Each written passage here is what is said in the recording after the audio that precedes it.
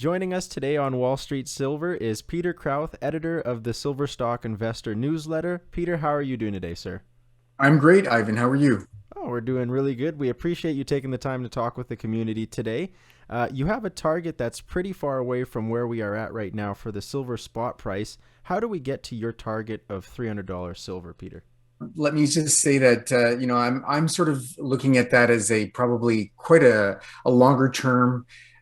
Obviously, it's a very high target, and my guess would be that if we get to that sort of price, it could actually be some sort of a bit of a spike to $300. And yes, I mean, I realize that it does look kind of wild to some people, but I'm sure if you told someone back in 1970 when the silver was $1.30 that it was going to $50, they would have thought you were crazy as well. So, so that's I'm just kind of want to set the stage there a little bit. $300, a couple ways you can get there a couple of ways. One is if you look at when silver reached its peak in 1980 at let's say $50, and you use inflation. Well, if you use government inflation, you're probably going to be at somewhere around $150-$160 today. I don't use government inflation because I eat, I drive, I have to live somewhere. So I'm looking at more like 7 or 8% inflation realistically over that sort of time frame. And that brings me to a range somewhere around $240 to maybe $360. So right in between there is 300. So that's one way to get to that target. Another way is if I look at where I think I see gold going, because if obviously the gold silver ratio is something that many people look at. It's certainly been somewhat predictive over time, and if you look at previous bull markets and so on.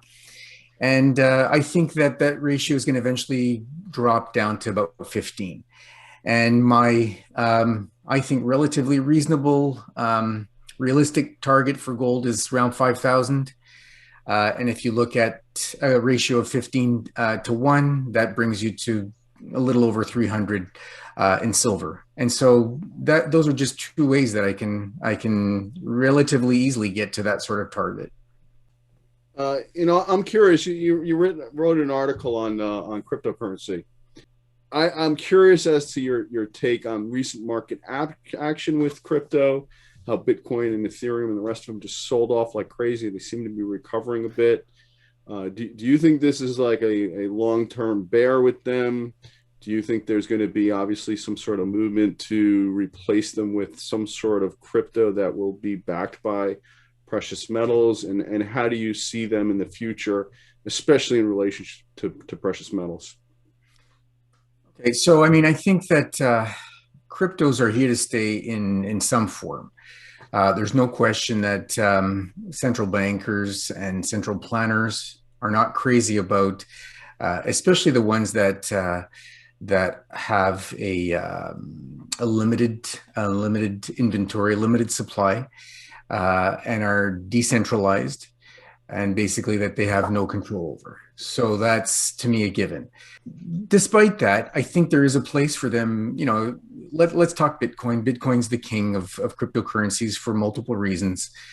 If we talk about Bitcoin, I think it's going to still be around a long time from now. I think that it's probably unlikely to compete with a widely accepted, widely circulated, government mandated kind of currency because of how it's built. And because of how it's built is what has attracted so many people to it. The fact that it's decentralized, the fact that it's not under government control. Regulating it is one thing, controlling it and issuing it is another. But I think that ultimately, and that could be, even as much as a couple of decades down the road, I think we could be headed towards some sort of a major financial reset.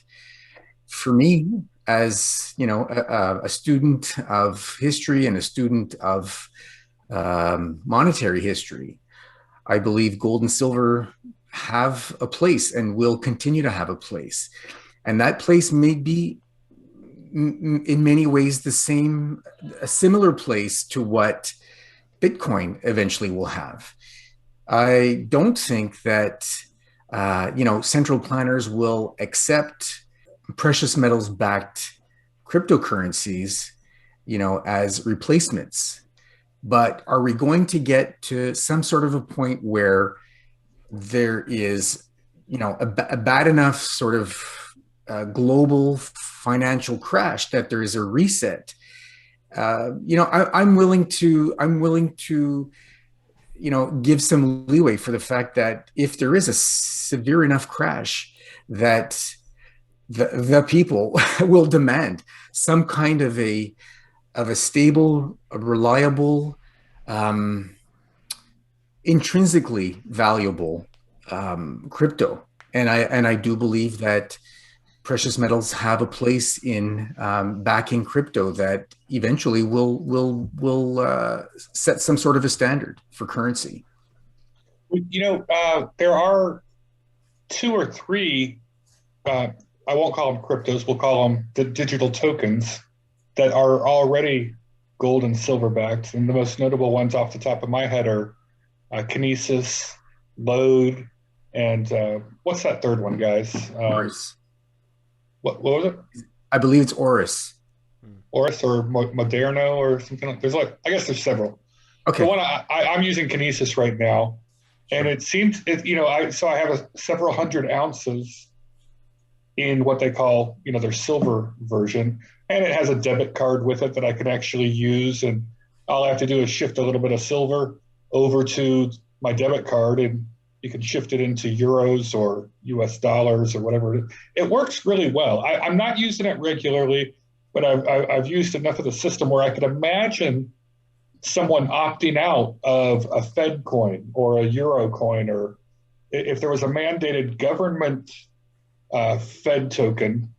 I already see the infrastructure in place at some of these other, Kinesis type organizations, where I could just keep all my resources in silver or gold, and it floats. Literally, the value of my account floats up or down in dollar terms or euro terms. I can see it. So, or you can even trade it into Bitcoin or Ethereum at a moment's notice on their platform. And I'm already seeing the infrastructure for opting out of that type of Fed coin mandated system, which I think is going to be very attractive to a lot of people to avoid tracking. That's the big fear in some sort of mandated Fed coin system, is the government tracking on all your transactions. Yeah, absolutely. I mean, I agree, and I believe that's the reason that central bank digital currencies are coming for those benefits to them, certainly.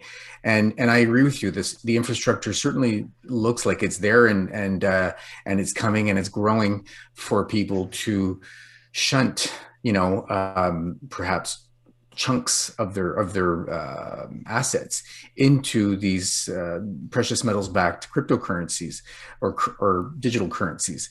Right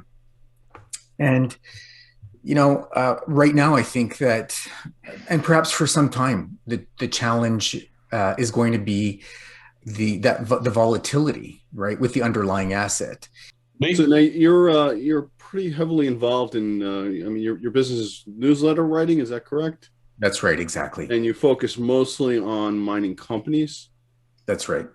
So now, that aside, do you personally hold any precious metals yourself, physical metal?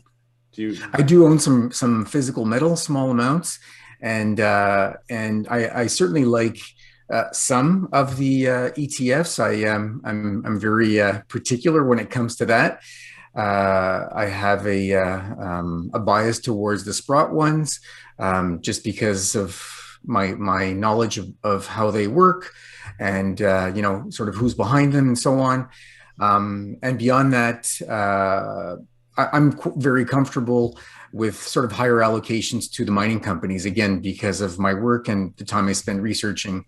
And, I'm certainly able and willing to live with quite a bit of volatility, which that comes with. Give us your top three mining picks. Let's hear it. Okay. So let's go with one in each sort of category. So the first one is Wheaton Precious Metals. That's for the no-brainer, hands-off, I want to be exposed to gold and silver. I want to have a lot of the upside, very little risk. And compared to, direct exposures or relatively direct exposure to silver or gold, tremendous leverage to the metals with, again, so little risk. That's sort of an easy one. I'm going to say in the mid-tier / developer, I like Go Gold. This is, despite the name, this is a silver play in Mexico with that actually produces, I think it's somewhere around 2 million of profits. I'm trying to remember now if it's quarterly or monthly, but they do very well. And this is from a tailings operation that they're reprocessing, and they have a development project that is quite high grade, also in Mexico, and they're totally self-financed, taking the profits from the tailings processing and using that to help fund the drilling and the development of their other project called Los Ricos North and South sections. And then in the juniors, I'm going to have to say that despite a considerable bump lately, probably one of my favorites is Blackrock Silver. This is a Nevada play. I've been a fan for quite some time. They've just gotten a big vote of confidence from First Majestic that bought up a portion of the company. And they just continue to hit really nice high grades. Looking forward to a maiden resource, and that's somewhere down the road, I believe, this year. And in a great jurisdiction, Nevada, the Silver State. I just think tons of potential there. Potentially a little rich right now, given the how the price has moved up. But a great sort of longer term hold as well for in this space, and something to probably accumulate on weakness. How are you coming up with your picks on stocks? How do you evaluate them? What do you like to see? That kind of thing. Yeah. Well, as I say, I cover everything from, we have in there a couple of ETFs, just so that anyone sort of, new subscribers, anyone new to this sector could kind of jump right in and not have to think too much if they just want to start participating right away. So I've got some ETFs that are silver ETFs, and then you've got silver equity ETFs, some larger, and then some more junior targeted ETFs. And then from there, I go from the larger producers down to the mid tiers, the developers, and then the juniors. And I got 3 main criteria when I pick stocks. Ultimately, I want it's got to be great management, it's got to be a great asset, and it's got to be in a workable place, a decent jurisdiction. So those are my initial filters in terms of how I get to companies that I'm willing to spend some more time digging deeper and doing some more research on. Peter, you've written about silver being what you call sticky money. Could you explain that concept to our audience, please? Absolutely. So in doing my research, this goes back a couple of months, and I remember thinking, I'm curious about how investors, silver buyers, react when silver prices dip. And other than buying physical silver coins and bars and so on, that's one thing that's maybe a little bit sort of harder to track, especially on a weekly or a monthly basis. But the silver ETFs have regular data that comes out, and so I came across a chart that shows how silver holdings in ETFs, and this is the major ETFs, track versus the silver price. I think I have that right here. Yeah, it was a really fun chart to sort of pick apart. And as I sat there looking at it, it hit me that when the silver price dipped, now whether that was a gradual fall in the silver price, which, for example, that first yellow arrow shows that a little bit better. So sort of mid 2016 to early 2017, silver price fell off more gradually. If you look at what happened in the ETF holdings, they barely budged. And then you look at what happened the next couple of times that silver dropped off. It was a similar reaction. Then when we look at maybe sort of the standout, which was March of last year, there was a spike lower in the silver price. And in fact, interestingly enough, the silver ETF holdings actually rose in that period of the drop off. And then if you look at more recently, this would have been, I guess, in the sort of the first part of 2021, the silver price came off again until it spiked, as we all know, in late January, early February. Again, silver ETFs, the overall holdings, barely budged, certainly proportion-wise, much lower when they do fall. And so it kind of hit me that, I mean, we've known for a long time that silver buyers tend to be long-term holders. They will buy, especially in ETFs, they'll buy the stuff, they'll basically sit on it. It's the institutional investors that tend to be the ones that tend to move in and out of it more easily.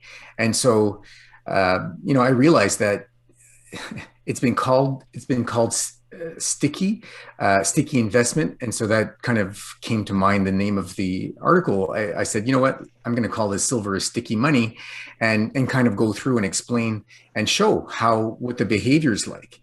And if you'll allow me, it brings me to another point, which is when I look at, the kinds of numbers that are put out by the Silver Institute, for example. And in fact, just about a month ago, they came out with their annual survey. And if I look at, this is maybe boring for some people, but the actual raw numbers in terms of what happens on a supply-demand side of things, they actually will show net investment into exchange-traded funds as a separate line. They sort of factor it out of the aggregated demand. And that's, I mean, they do it for a specific reason. I've actually spoken to the people who sort of calculate all these numbers, and the explanation is that because these are 1,000-ounce bars that go into the ETFs, and because that money can come out fairly quickly, and sometimes it does come out fairly quickly, it makes sense to show it separately. If you look at net physical investment, and that's things like coins and bars, that gets bought, and for it to end up in ETFs, it needs to be transformed and needs to be melted down and made into 1,000-ounce bars. Again, the ETF silver is 1,000-ounce bars, and technically can and sometimes is sold off very quickly. So it's shown separately, but nonetheless, what we've seen over a decade is that, if you look at the annual numbers of silver that goes into ETFs, there are very few years where there's a net outflow. It's been mostly net inflow. And last year was clearly a massive standout. 331 million ounces went into ETFs. On top of that, you had, I'm looking at my numbers now, net physical investment was 250 million ounces. So between the two, 500 and, if I got the numbers right, 580 million ounces went between net physical investment and net ETF investment. That's over 500 million ounces that went into physical silver that, as we know, tends to be quite sticky. I am going to share a chart with you from SRS Rocco that demonstrates exactly what you're talking about right now in terms of this. The at the top, it's basically showing you global mining production, and the blue section of 2020 and through March of 2021 is showing you how much of the percentage of global mining production that is going into ETFs and individual, retail demand. That's what that's is demonstrating and showing you how that's changed compared to previous years. We interviewed Keith Newmeyer from First Majestic, I don't know, about a month ago. And right when that Silver Institute report came out, and I think his quote was, he's got 50 copies of it and he's throwing them all in the garbage can. He thinks their data is just complete garbage. Yeah. He thinks CPM has no clue what they're talking about.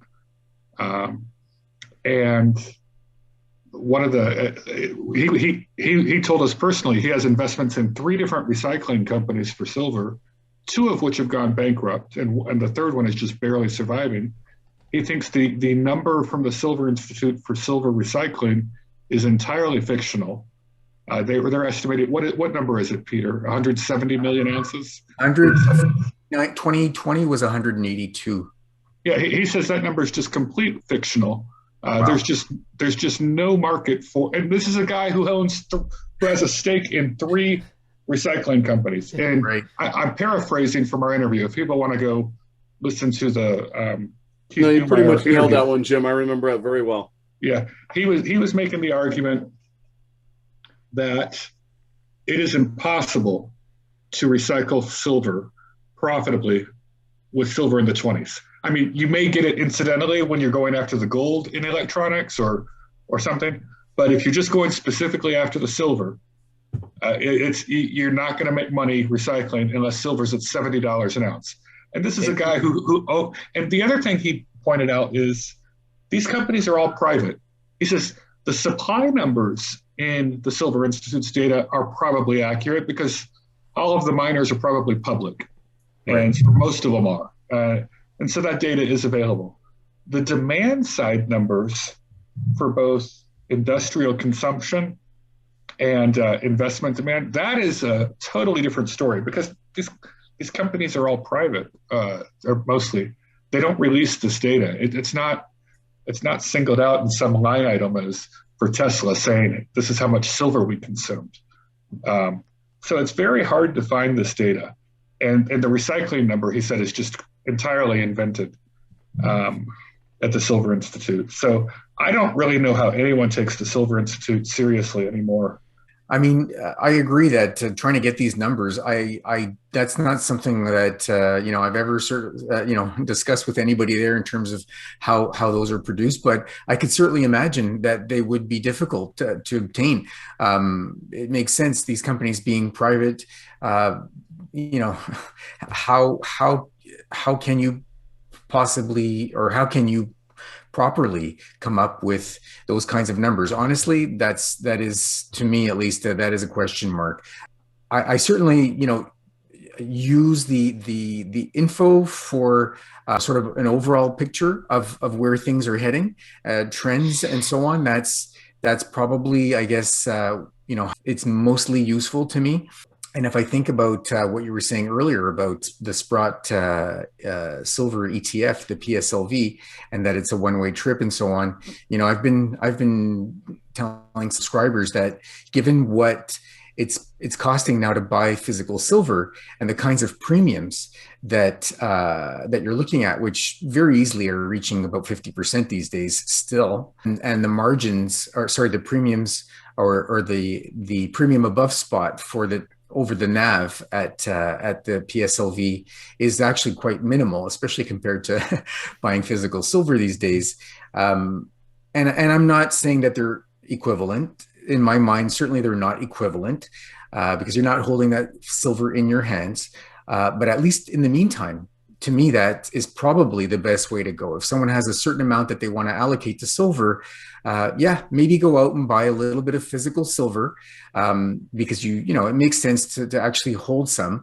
But these premiums are really sky high. And perhaps, at least in the meantime, maybe yes, maybe no. Maybe it'll take another 6 months, 12 months.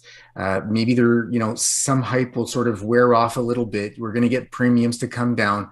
I don't think they'll come necessarily back down to normal, which is closer to maybe 15%, 12 to 15%. Maybe they'll come back down to 20. But when we do see them come down, and someone wants to buy more physical silver, to me, that will make more sense at that point. Perhaps they can liquidate a little bit of their ETF holdings, shift it over to physical, and sort of time things that way, and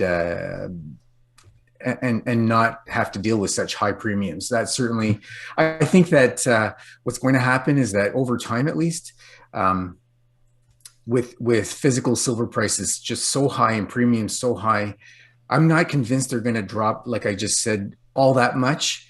I think that what's going to happen is that spot prices are going to have to rise to catch up to physical silver.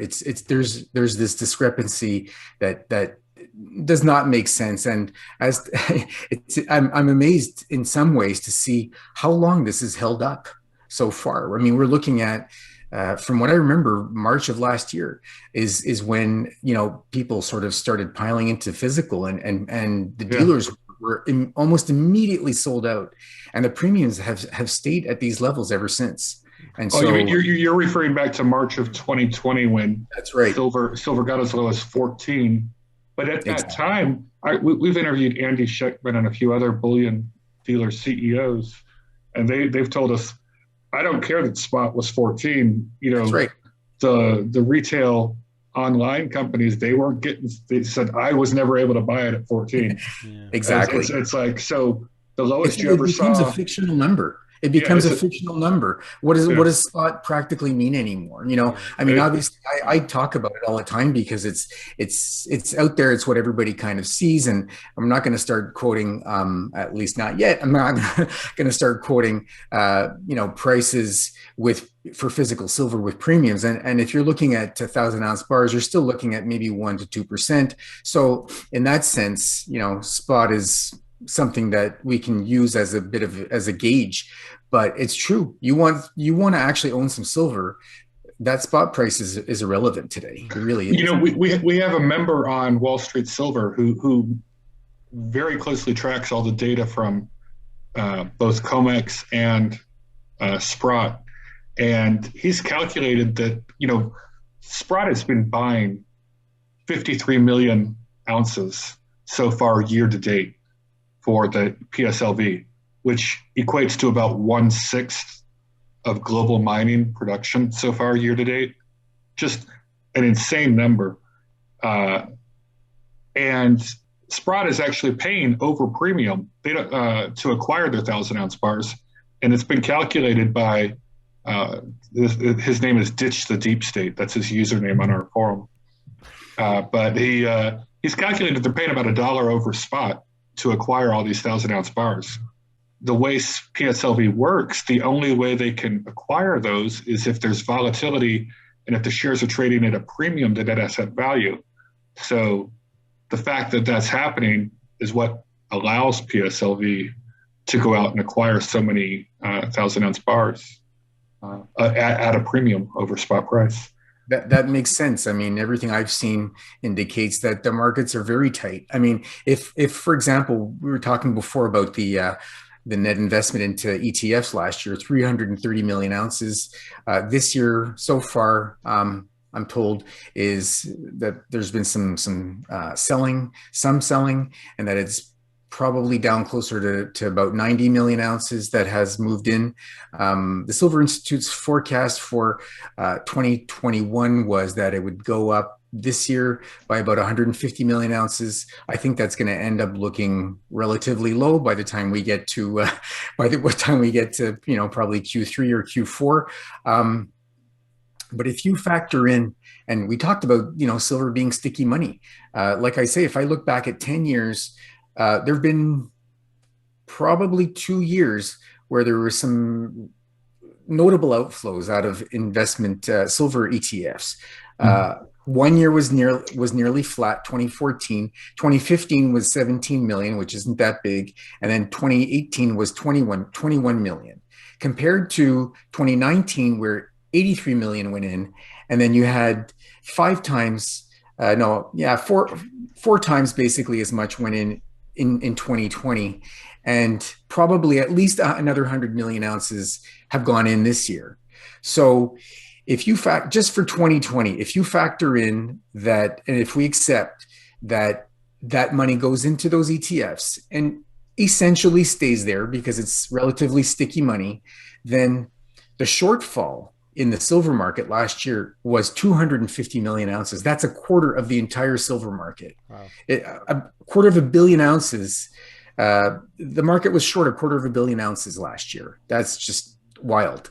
How many? Well, then the question, you sound like a guy who analyzes where the flows are and where the silver is. Where is that deficit coming from then to meet this demand? Where is it coming out of?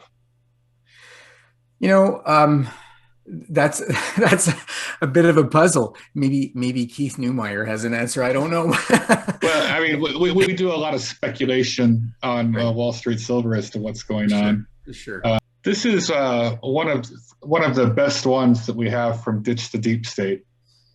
And our group is notorious for being behind the Silversqueeze. I don't know if you know that, but that's who we Absolutely. are. We are the manipulators that the CFTC is talking about.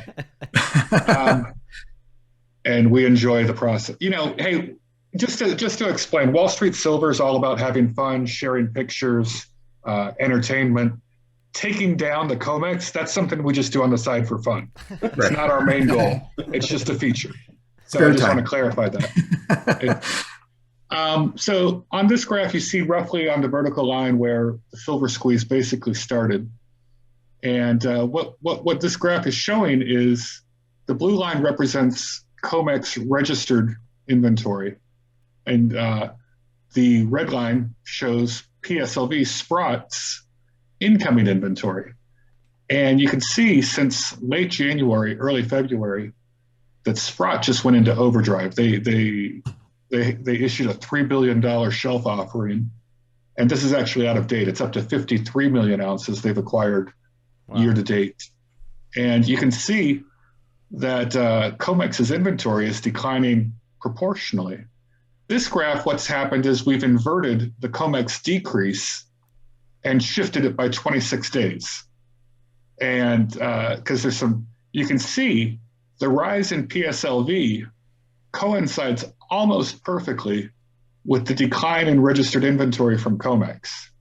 And that doesn't mean that PSLV is taking delivery of bars from COMEX, because it's my understanding they do not actually take delivery from COMEX. But what PSLV's traders do is they go out and they're acquiring 1,000-ounce bars from the same sources that normally deliver to COMEX. So what I think is happening here and what the data is showing is that the standard number of people who are taking delivery from COMEX is still occurring, but COMEX is not getting replacement inventory because Sprott is intercepting it all and outbidding everyone for those 1,000-ounce bars. And that's what I think is happening, is it's gradually coming out of COMEX and London LBMA because Sprott's outbidding them at the smelters, at the refineries, at the wholesalers, wherever it is they acquire, wherever it is anyone acquires 1,000-ounce bars for, Sprott is out there buying 1/6 of global mining production right now and outbidding everyone. It does. In fact, if we think about what's sort of jumping out at me right now is that, like I was saying earlier, my estimates of how much has moved into ETFs so far this year is probably somewhere around 100 million ounces. So what that chart tells me is that Sprott's taking half of that already. Yeah. 50 million has gone to Sprott ETFs. So that's quite impressive. And they still have another 70 million, based on rough calculations of their $3 billion shelf offering, they've still got capacity. As long as there's buying going on in PSLV and it's trading above net asset value, Sprott has firepower for another 70 million ounces. Exactly. Roughly. I'm just, rough calculations. And who's to say? Rick Rule may step up and as soon as he gets close to that one, he may issue another $3 billion shelf offering and keep going. Well, I do remember seeing Rick in an interview, and he was saying that they're able to because when they started this silver ETF, they knew that they would do it if they had the capability of getting the inventory. He said something along the lines of, if people are buying our ETF, we can get the silver. Now, I remember him saying also something along the lines of, my traders, maybe not so happy because, it's on them to source the stuff, and it's a bit of a challenge, and it's not necessarily immediate some of the time, but they're getting what they need to get in order to fulfill, all that buying. And so that certainly is the ETF of choice for silver in my book. Absolutely. Were you paying attention to what was going on in late January, early February regarding SLV and the controversy regarding their supposed claims that they bought 20 million, 130 million ounces in 3 days? Yeah, I was following that, and I can't help but wonder, given the LBMA's recent flip-flop in April, saying that their inventory at the end of March had 106 million ounces there. Yeah, exactly, and that's close to, if I remember right, close to the amount that ended up going into SLV in those few days, or they claimed went into SLV. I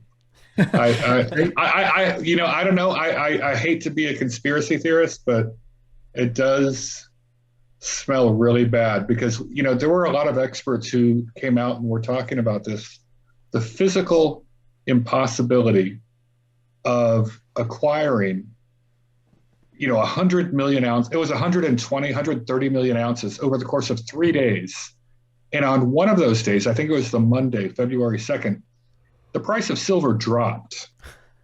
How? And that was the day SLV added something like, I don't know, 40, 50. I mean, if Chris Marcus were here, he'd have the number off the top of his head.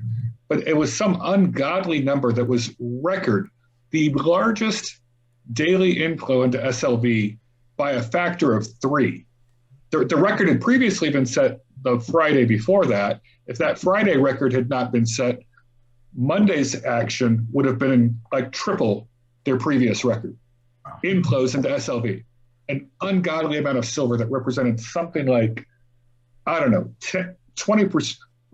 I want to say 10% of global mining production in one day, and the price of silver dropped that day.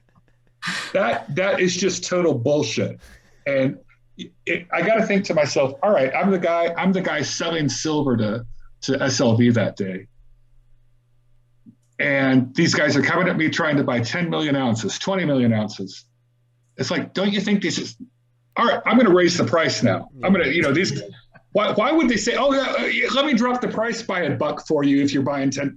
Who in their right mind sells someone 40 million ounces of silver and drops the price while you're doing it? It's just, it makes no sense to just anyone. And I have yet to hear a good answer for that. It was a volume discount, Jim. Volume discount. They must have had a Bed Bath and Beyond 20% coupon or something that weekend. I don't know what happened, but it promo code.